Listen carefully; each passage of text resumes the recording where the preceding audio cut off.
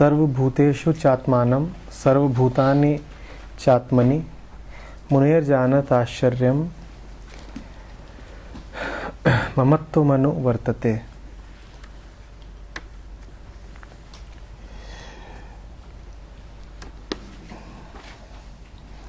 जब उस योगी ने जान ही लिया है कि वही समस्त भूतों में निवास करता है और समस्त भूत उसमें है, तब ये बड़े आश्चर्य की बात है कि अभी भी उसमें ममत्व बचा रहे।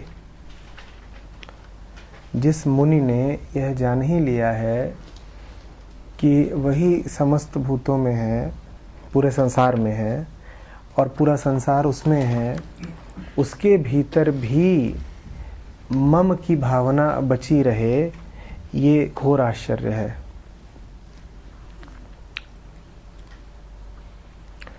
तो सवाल ये है कि सर आपने कहा था एक बार कि सत्य के मार्ग पर चलना भी कल्याण है और गिरना भी कल्याण है, और आपने कहा कि जो जितना ऊंचाई से गिरता है उसको उतनी चोट लगती है।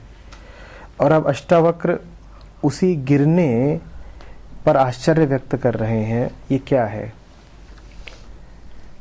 सवाल ये है कि मुनि के लिए मम की भावना एक प्रकार का गिरना ही है, एक प्रकार का भ्रष्ट होना ही है। कि जिस मुनि ने समस्त भूतों में अपने को और अपने को समस्त भूतों में विद्यमान देख लिया है, उसके भीतर भी अभी ममता अहंता शेष हो, ये उसके लिए गिरने समान ही है। और हमने कहा है कि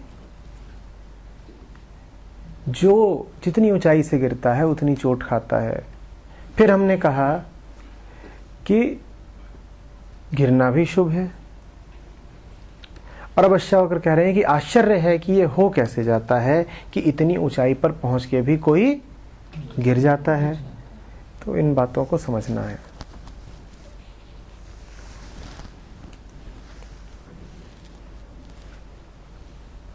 चोट खाना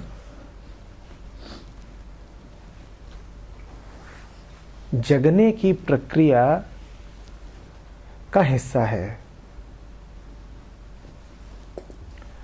चोट खाना यही इंगित करता है कि जिन तरीकों से जी रहे हो, जिन धारणाओं पे आधारित हो,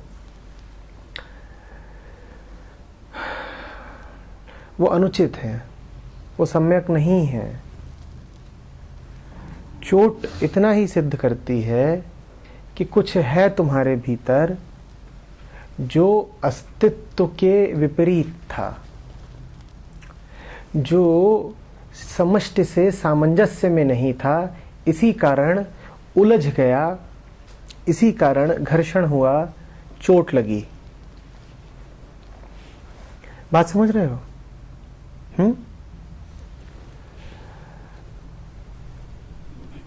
गिरना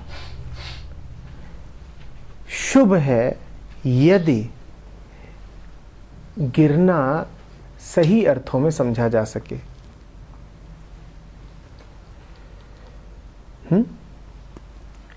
गिरना शुभ है यदि ये जाना जा सके कि चोट बुलावा जैसा है।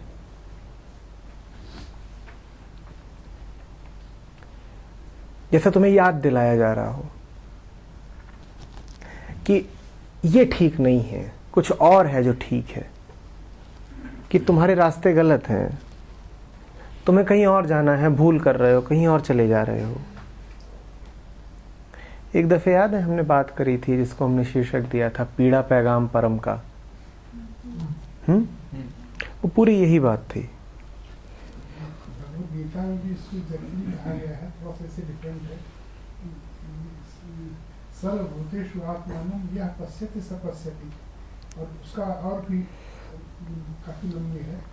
जो देखता है तो गीता के हिसाब से होगा कि जिसने सभी व्यक्तियों ने अपने को देख लिया, वही उसी ने वास्तव में देखा है और दूसरा किसी ने नहीं। अभी जो मूल मुद्दा है वो देखने का नहीं है, अभी मूल मुद्दा गिरने का है कि हाँ, कि गिर क्यों जाते हैं।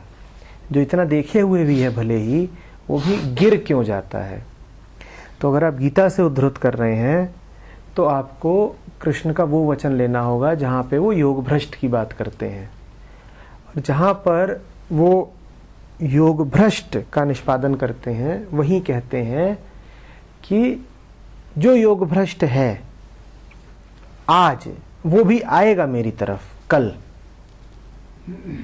ठीक है, आज गिरे हो, पर गिर गिर कर भी तुम आओगे मेरी ही तरफ। तुम गिर ही इसीलिए रहे हो, गिरने की तुम्हारी क्या परिभाषा है? तुम कब कहते हो गिरा? जब चोट लगी तब गिरा। तुम गिर ही इसीलिए रहे हो, तुम्हें चोट ही इसीलिए लग रही है ताकि मैं तुम्हें बता सकूं कि मेरी तरफ आने वाला रास्ता कौन सा है।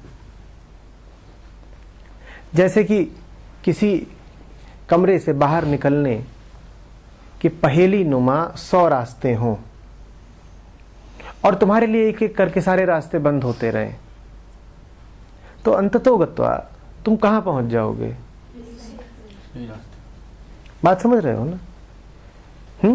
हाँ, बिल्कुल ही बुद्धि भ्रष्ट हो तुम्हारी तो तुम ये कर सकते हो कि तुम बंद दरवाजों पर भी सर फोड़ लो। तुम्हें पता है कि ये दरवाजा मेरे लिए है नहीं, तुम्हें पता है कि ये गलती मैं पहले कर चुका हूं, पर फिर भी तुम उसे 100 दफे दोहराते रहो। ये तुम कर सकते हो। लेकिन अगर बुद्धि शुद्ध है, अगर वास्तव में संकल्पित हो कि मुक्त होना ही है, तो हर बंद होता दरवाजा तुम्हारे लिए अच्छी खबर है। बात को समझना। अगर वास्तव में संकल्पित हो कि सही राह पर ही चलना है, तो हर बंद होता दरवाजा तुम्हारे लिए अच्छी खबर है, क्योंकि हर बंद होते दरवाजे के साथ भटकने का एक दरवाजा और बंद हो गया। एक और ऐसी राह अब बंद हुई जिस पर भटक सकते थे। अच्छी खबर है, बढ़िया बात, बढ़िया बात। एक दुश्मन और कम हुआ।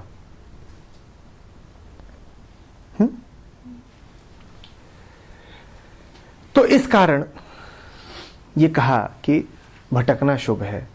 फिर सवाल आगे बढ़ता है कि ये क्यों कहा था कि जो जितनी ऊंचाई से गिरता है उसे उतनी ही चोट लगती है।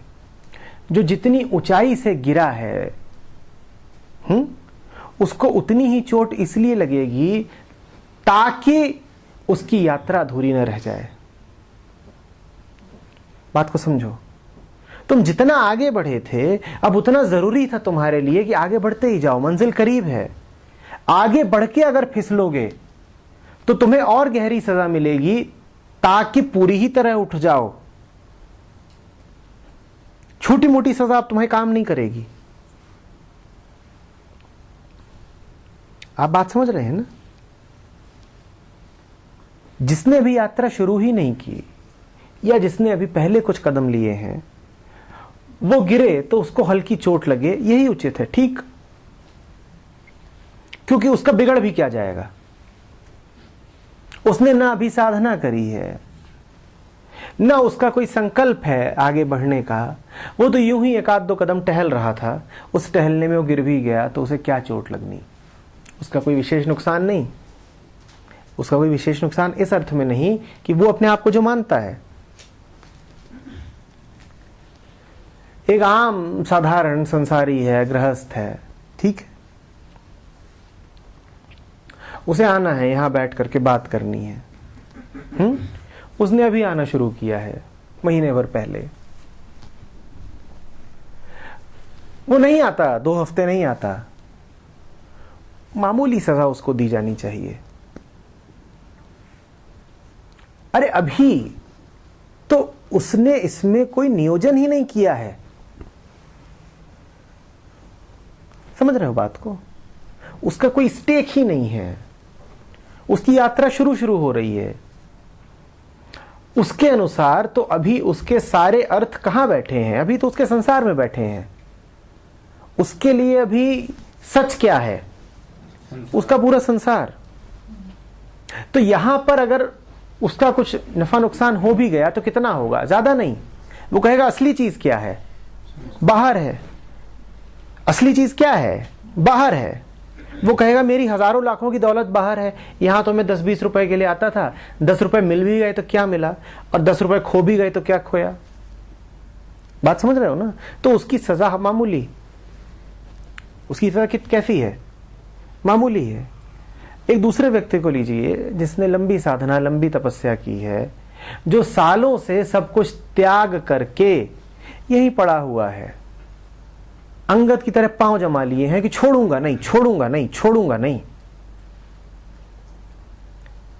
ये अपने उन तथाकथित लाखों करोड़ों को छोड़ के यहां पड़ा हुआ है ना।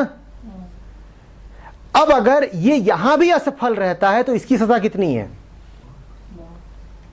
इसकी सजा तो मृत्यु तुल्य कष्ट दे इसे। इतनी सजा मिलनी चाहिए, इसे मिलनी ही चाहिए। यही सजा शुभ है इसके लिए। बात को समझ रहे हो ना? क्योंकि तूने वो तो छोड़ ही दिया पगले, तूने वो तो छोड़ ही दिया, और तू यहां भी असफल रहता है, तो तू कहां का रहा त्रिशंकु?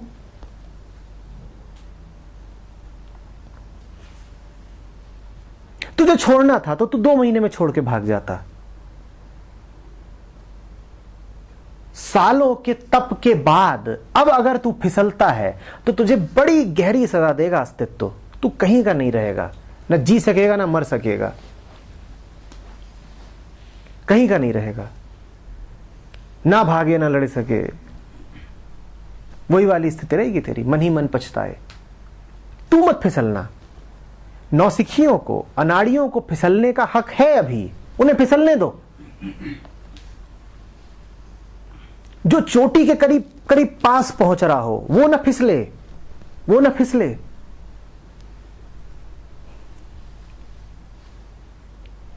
बात समझ रहे हो?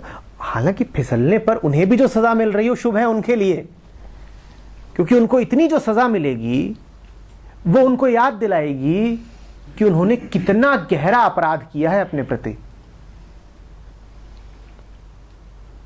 बात समझ रहे हो? नहीं समझ रहे हो?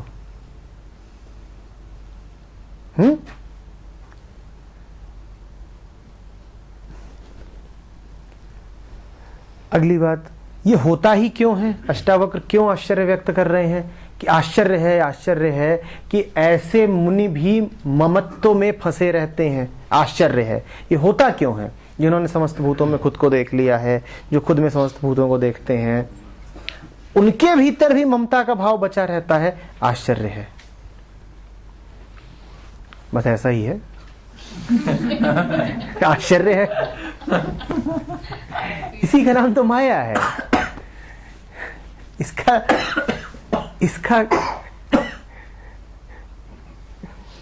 क्या कहा जाए, ऐसा ही तो है। सतत जागरण। तुम होगे कुछ भी, फिसल कभी भी सकते हो। ये मत कहना कि आश्चर्य है, कोई आश्चर्य नहीं है। देह तो धरे हो ना, अभी कभी फिसल सकते हो। इसीलिए सुरति लगातार रहे, सुरति लगातार रहे, लगातार रहे। आज तुमको ये दिख रहा होगा, वो दिख रहा होगा, हाँ सब समझ में आ गया, ऐसा हो गया, वैसा हो गया। कल को यदि फिसल जाओ तो कोई आश्चर्य नहीं है। याद रखना, मोक्ष समय का कोई बिंदु नहीं है, किसी समय घटने वाली कोई घटना नहीं है। मोक्ष है तुम्हारे जागरण की निरंतरता, एक ऐसी निरंतरता जो समय के बहाव से आगे की है, ऐसी निरंतरता जो तब भी रहेगी जब समय नहीं रहेगा। मोक्ष ये नहीं है कि एक दिन कोई आकर के तुम्हें कुछ दे गया, कि बुद्ध पेड़ के नीचे बैठे और ऊपर से फल टपक गया और उस पे लिखा हुआ था मोक्ष। ऊपर से आकर के गोदी में गिरा, मोक्ष मिल गया, बुद्ध को मिल गया, हमें नहीं मिला। ऐसा नहीं होता है मोक्ष। मोक्ष है कुछ ऐसा जो इतना पक्का है और इतना लगातार है कि समय से भी ज्यादा लगातार है। उसकी नित्यता कालातीत है और लगातार है, भूलना नहीं। घटन समय में नहीं है वो कि एक समय में हो गया, एक समय में हो गया। बात समझ रहे हो?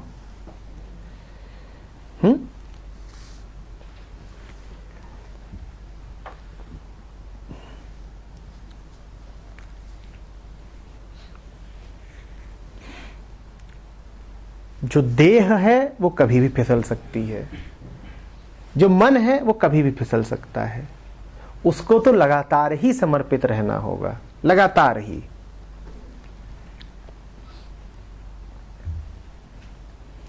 उसके लिए क्षण भर का विस्मरण भी बड़ी से बड़ी सजा को आमंत्रण है।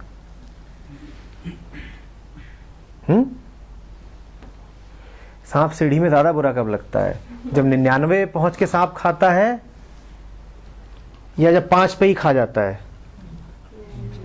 और 99 पे वो बड़ा वाला बैठा होता है, देखा है कभी? सीधे एक पे जाता है। और 99 पहुंच करके गाना वाना गा रहे हैं, मेरा हो गया, मेरा हो गया। अब भूल गए कि वहां वो सांप सीढ़ी पे बैठा हुआ है 99 पे। और भूलना नहीं, तुम हमेशा 99 पर ही रहोगे। 100वां कुछ होता नहीं, क्योंकि सत्य अनंत है। 100 माने तो अंत होता है।